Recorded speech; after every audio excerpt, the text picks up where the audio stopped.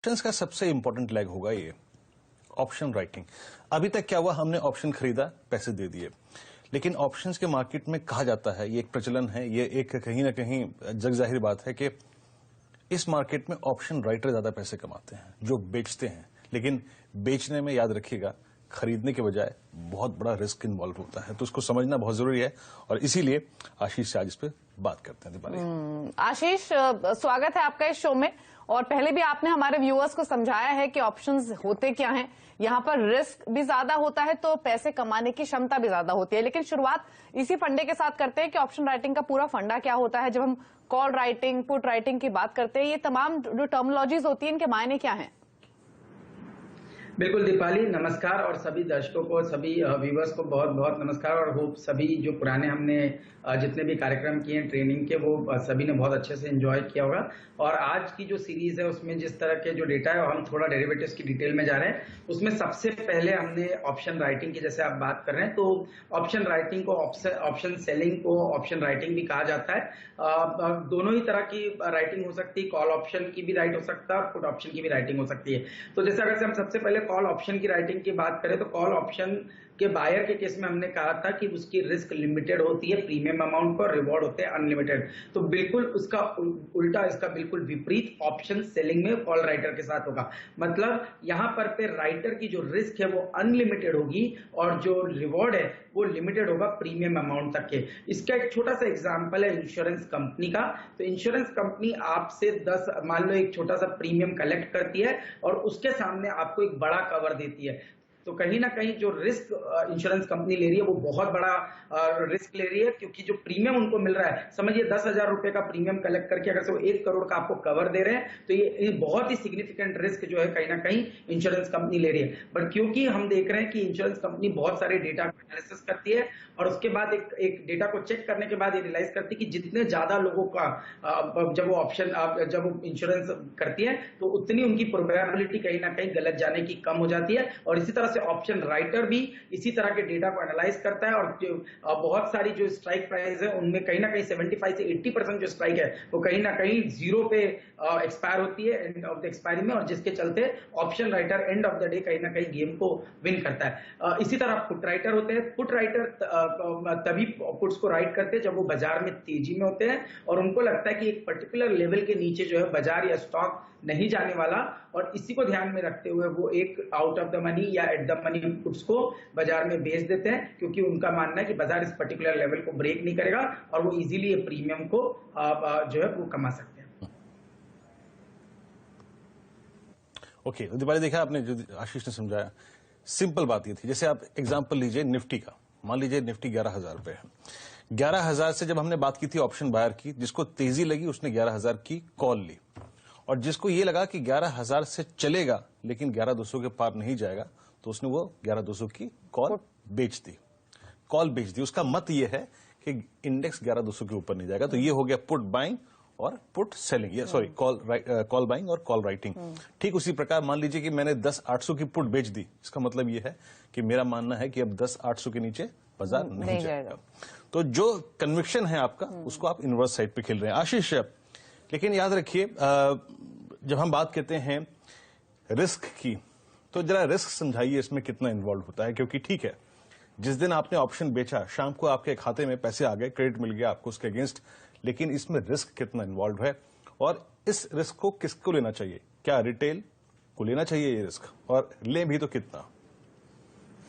देखिए, जैसे बिल्कुल सही कहा आपने, रिस्क यहाँ पर पे काफी ज्यादा है। जैसे मैंने समझाया ऑप्शन राइटिंग में, चाहे आप कॉल राइट कर रहे हैं या पुट राइट कर रहे हैं, आपका जो रिस्क, जो रिवॉर्ड है वो लिमिटेड टू प्रीमियम अमाउंट है। यानी कि कितना भी स्टॉक या निफ्टी या इंडेक्स आपके डायरेक्शन में चले जाए, आपका जो व्यू है वो सही भी जाने के बाद आपका जो मैक्सिमम रिवॉर्ड होने वाला है वो सिर्फ प्रीमियम अमाउंट तक होने वाला है। एक एग्जांपल के तौर पे मैं कहता हूं, 11,000 की आपने मान लो पुट को राइट किया और आपने 100 रुपया का प्रीमियम कमा लिया, तो आपका जो रिवॉर्ड है वो सिर्फ 100 रुपए होने वाला है। चाहे निफ्टी यहां से 12,000 हो जाए या 11,500 हो जाए, आपको जो रिवॉर्ड है वो 100 रुपए के ऊपर नहीं मिलेगा। परंतु किसी भी कारण से अगर से निफ्टी 11,000 से समझिए 10,500 पे निफ्टी एक्सपायरी बेसिस पे हो गई, तो आपको कम से कम 500 रुपए का पूरा एक लॉस होगा। 100 रुपया आप प्रीमियम में कमाएंगे, नेट आपको 400 रुपए का लॉस होगा। तो क्योंकि इसमें जो रिस्क है वो अनलिमिटेड साइड पे है, इसमें अनलिमिटेड रिस्क के चलते आपसे जो एक्सचेंजेस है वो एक्सपेक्ट करते हैं कि आप यहाँ पे मार्जिन दे। जैसे कि ऑप्शन बायर्स को सिर्फ प्रीमियम देकर सौदा खड़ा करने को मिल जाता है, ऑप्शन सेलर के केस में बिल्कुल विपरीत है। ऑप्शन सेलर चाहे कॉल राइटर हो या पुट राइटर हो, उसको जिस तरह से फ्यूचर्स में वो मार्जिन जमा कराता है, उसी तरह से ऑप्शन राइटिंग में भी उसको स्टॉक या इंडेक्स की प्रॉपर एक मार्जिन जो है वो जमा करानी पड़ेगी, जो कि एक बड़ा इन्वेस्टमेंट का काम है। और जिसके चलते हम हमेशा मानते हैं कि option writing generally HNI, ultra HNI category या इंस्टीट्यूशन कैटेगरी के लिए ज्यादा एक अच्छा प्रोडक्ट है। रिटेल के लिए इसलिए नहीं है क्योंकि आपने मान लो एक कॉल या पुट राइट कर भी दी तो भी अगर से ज्यादा आपका ट्रेड अगर से आपके डायरेक्शन में नहीं जा रहा है और आपको अब हेजिंग करना है या फर्दर कॉल राइटिंग या पुट राइटिंग करना है, तो कैपिटल की रिक्वायरमेंट काफी बढ़ जाएगी और वहां कहीं ना कहीं आप स्टक हो जाएंगे। जिसके चलते मुझे लगता है रिटेल को अगर से ऑप्शन राइटिंग करना है तो बहुत केयरफुली करना चाहिए, कोई ना कोई प्रॉपर स्टॉप लॉस के साथ करना चाहिए, या जिस तरह के हम कहते हैं एक क्रेडिट बियर पुट स्प्रेड या क्रेडिट बुल कॉल स्प्रेड, जो कि एक तरह से ऑप्शन प्रीमियम खाने का ही तरीका है, उस तरह की स्ट्रेटेजी में जाके करना चाहिए, ना कि अनलिमिटेड रिस्क के साइड पे जाके कॉल राइटिंग या पुट राइटिंग रिटेल को करनी चाहिए। इनफैक्ट आशीष ने बहुत इंपॉर्टेंट पॉइंट रेज किया कि ऑप्शन राइटिंग जो है वो रिटेलर्स के लिए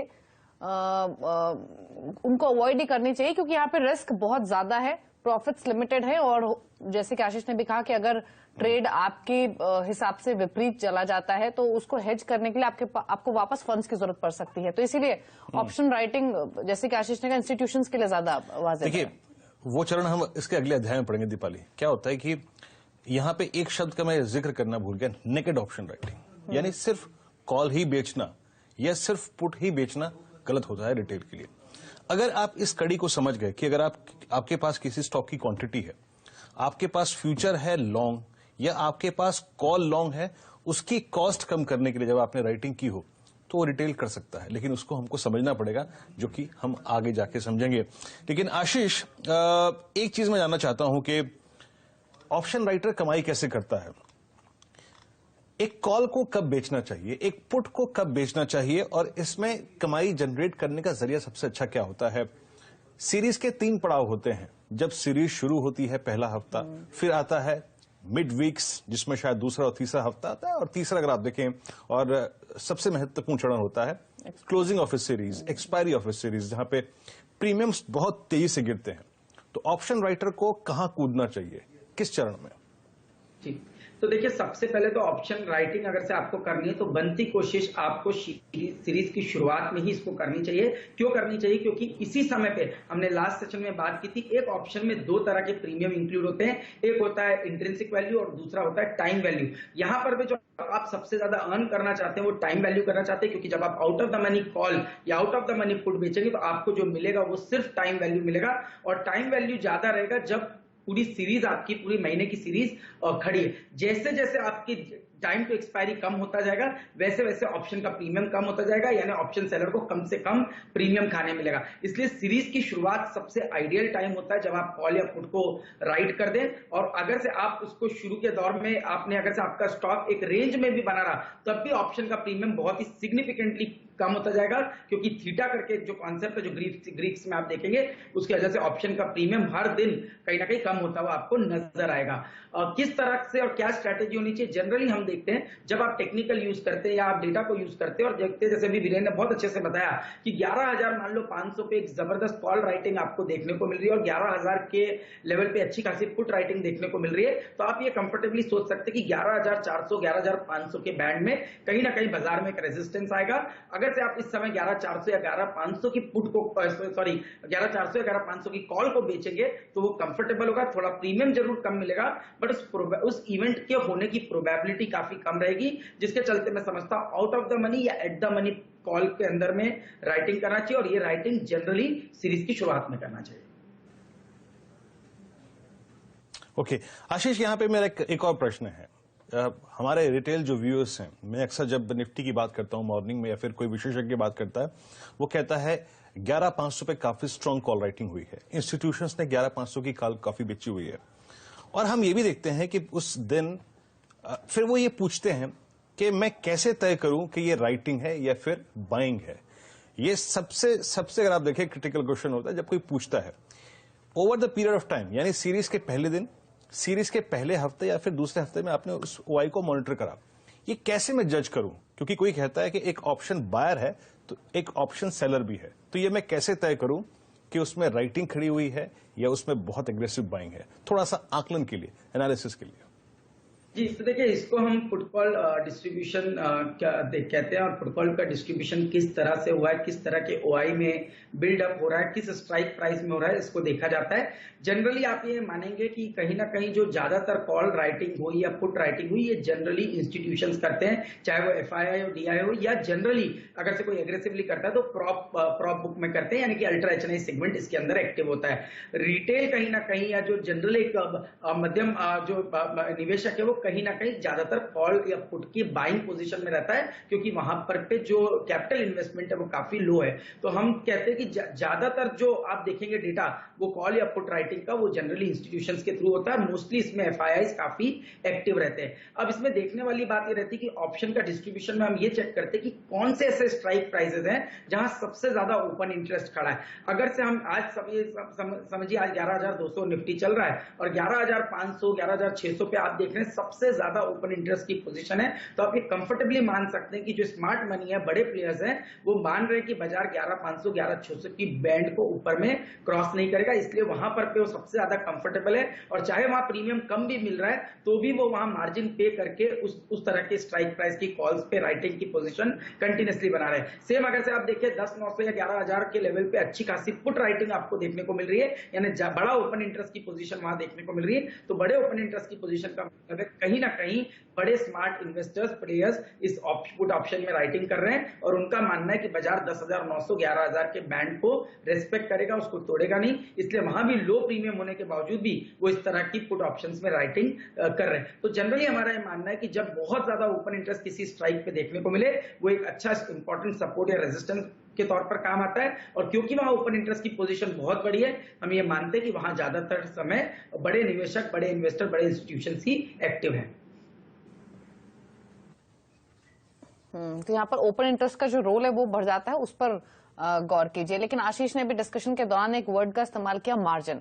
तो ऑप्शन ट्रेडिंग और मार्जिन का क्या कोरिलेशन है, इसको समझेंगे। साथ ही साथ ऑप्शन सेलिंग और आईवीज के बारे में भी चर्चा करेंगे। छोटे से ब्रेक का वक्त हो गया है, जल्द वापस आते हैं।